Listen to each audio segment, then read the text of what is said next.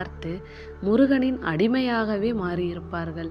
இதேபோல் முருகனின் அருளை பரிபூரணமாக பெறுவதற்கும் நம் வாழ்க்கையில் பல அற்புதங்கள் நடக்கவும் முருகப்பெருமானின் எந்த மந்திரத்தை எப்படி உச்சரிக்க வேண்டும் என்றுதான் இந்த மந்திரம் குறித்து பதிவில் நாம் பார்க்க போகிறோம்.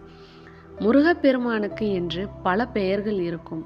கந்தன், அழகன், முருகன், குகன், சண்முகன், வேலவன், வடிவேலன் என்று கூறிக்கொண்டே செல்லலாம்.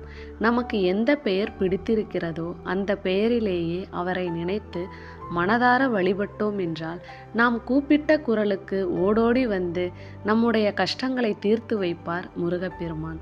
அப்படி அவருடைய அருளை நாம் பரிபூரணமாக பெறுவதற்கு சொல்ல வேண்டிய ஒரு மந்திரத்தை பற்றி தெரிந்து கொள்வோம். இந்த மந்திரத்தை மாதத்தில் ஒரு முறை மட்டும் கூறினால் போதும். அந்த ஒரு நாள் என்பது முருகப்பெருமானுக்கு உகந்த கிருத்திகை நட்சத்திரம் வரும் நாளாக இருக்க வேண்டும். அன்றைய தினம்